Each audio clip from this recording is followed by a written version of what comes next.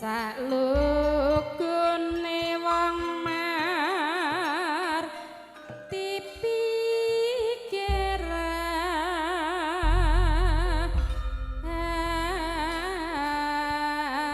harja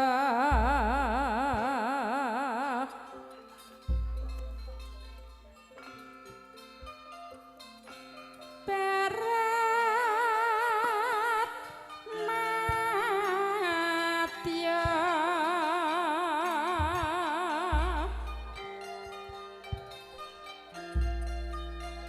Sri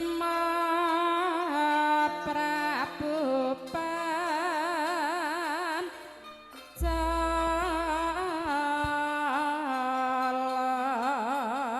Pancala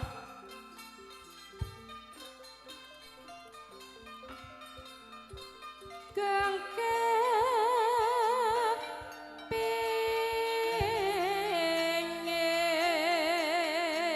pengin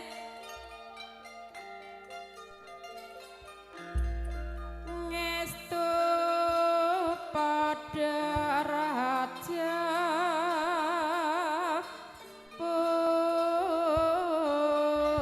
putra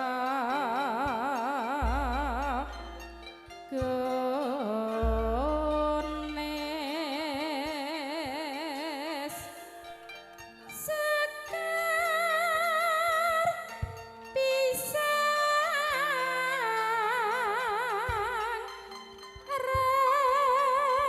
ramane dole pisang sesat jinen karya Rama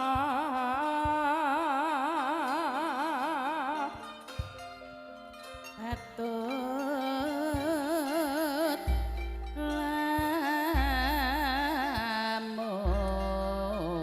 lamun patut lamun winulut dan mring sesama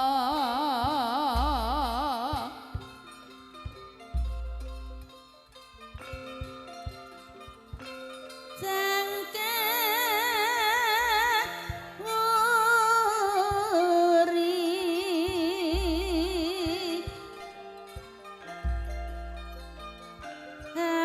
emas dinggo saum pama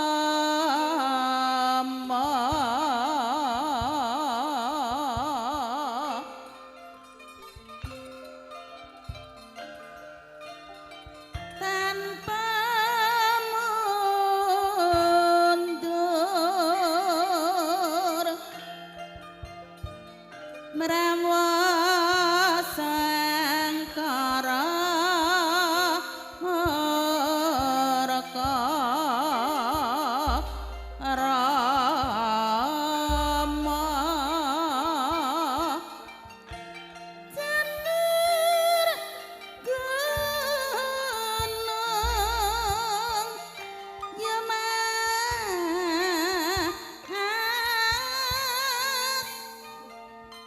ukur apa derpina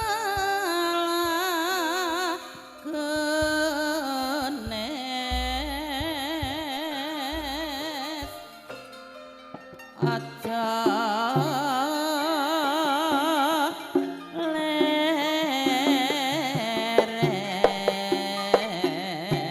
leren aja leren yen jangkani durung teko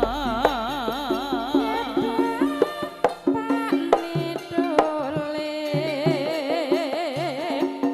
iring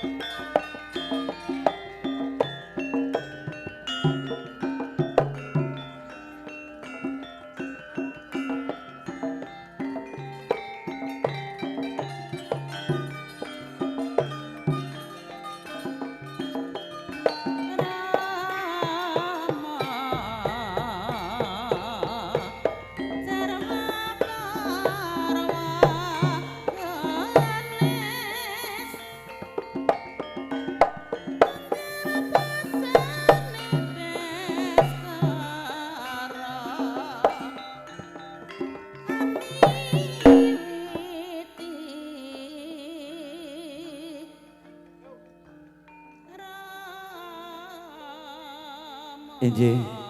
Sampun paripurna saking ngarsa andika sami. Tari gambyong saking panjenenganipun Kadang Seniwati.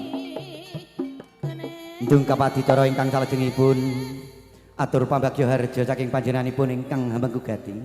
Dumateng panjenenganipun Bapa Hermani saha Ibu kadherekaken putra ingkang siniwaha katuran jengkar saking papan pinaraan tumuju sasana pahargyan keparengan ngaturaken pambagya harja.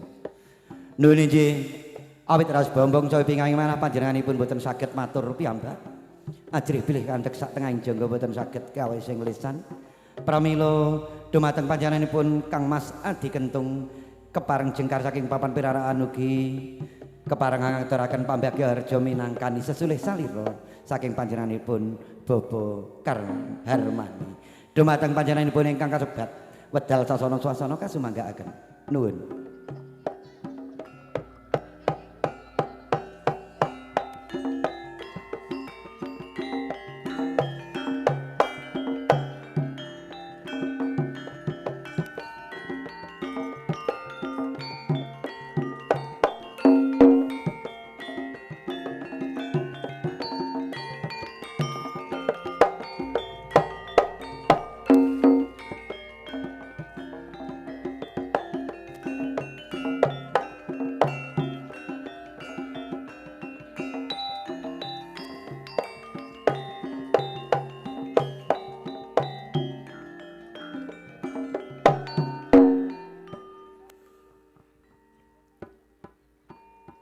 Assalamualaikum warahmatullahi ta'ala wabarakatuh. Bismillahirrahmanirrahim. Ashhadu an la ilaha illallah wa ashhadu anna Muhammadar Rasulullah. Allahumma sholli ala Sayyidina Muhammadin wa ala ali Sayyidina Muhammad. La haula wa la quwata illa billahil aliyil azim. Amma ba'd. Hadaratul mutaramin panjenenganipun para rama yai ibu nyai ingkang tansah kawula tuhani miwah kawula bekteni. Nuwun dumateng panjenenganipun para pepunden sepuh pini sepuh aji sepuh ingkang tuhu kinabekten. Nuwun dumateng panjenenganipun para alim para ulama ingkang rinten dalu tansah sumanding kitab suci wayuning ilahi pinangka panuntun kiblating panembah luhuring budi miwah ajining pakerti. Nuwun dumateng panjenenganipun para pangembat-pangembating praja satriya nagri pinangka ingkang dados pandampan tuming kawula dasih ingkang sinuba ing pakurmatan tuwin sagung para pirawuh kakung Sumawana putri ingkang tansah mirunggan duwin bagya mulya. Kepareng kawula kumawantun ngadeg wonten ing ngarsa panjenengan sedaya. Mradhapit saking kepareng panjenenganipun Bapa Harmani, delasan Ibu Devi wonten ing ri kalangan wedal punika. Saderengipun kawula ngaturaken menapa ingkang dados wasing gati wonten ing ri kalangan wedal punika. Sumangga kula dalah panjenengan sedaya kalangkung utami manjataken raos puja miwah puji syukur wonten ing ngarsanipun Allah Subhanahu wa taala kanthi bilisan bihaulina alhamdulillahi rabbil alamin ing punapa kanthi sedaya kenikmatanipun ingkang sampun kacurahna dumateng kula dalah panjenengan sedaya sehingga kula dalah panjenengan sedaya menika wedal saged pinanggih kanthi kawontenan rahayu tuwin wilujeng anggenipun sami memayu bagya anggenipun hamangkugat panjenenganipun Bapa Harmani delasan Bu Dev.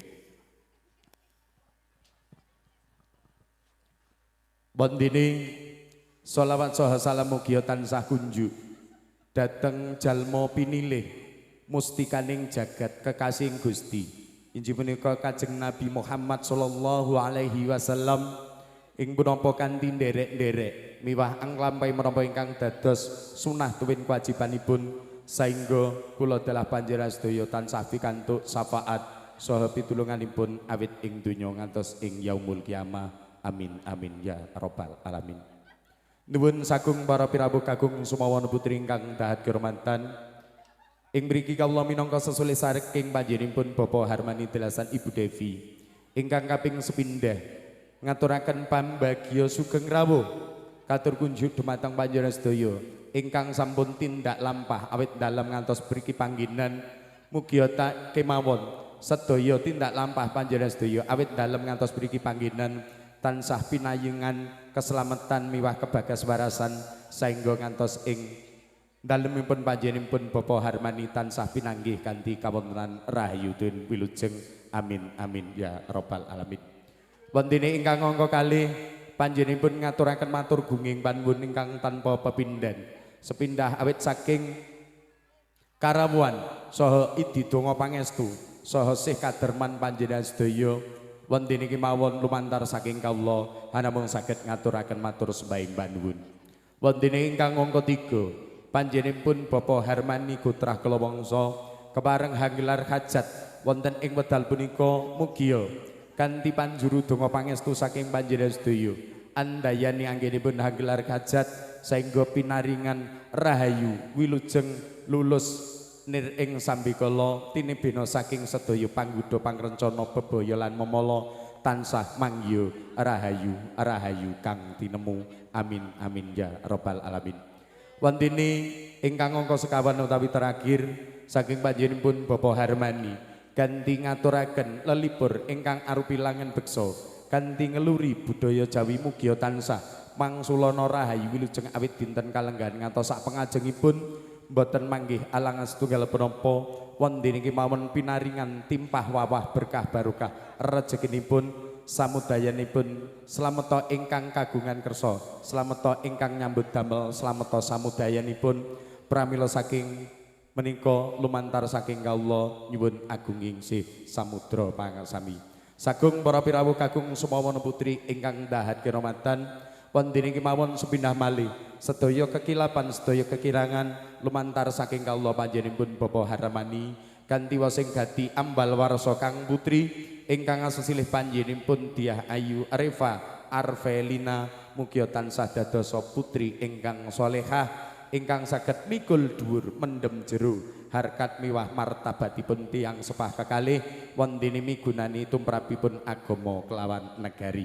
Wondene cekak ausing pawiwahan prasaja saking menika kawula minangka sesulih sarira saking panjenenganipun Bapak Harmani ing monggo kawula sederma menungsa lumrah boten luput saking salah mugia tansah dumawa se samudra pangaksami ing wasana billahi taufik wal hidayah wal ridha wal inayah ihdinas siratal mustaqim assalamualaikum warahmatullahi taala wabarakatuh. Nuwun dumateng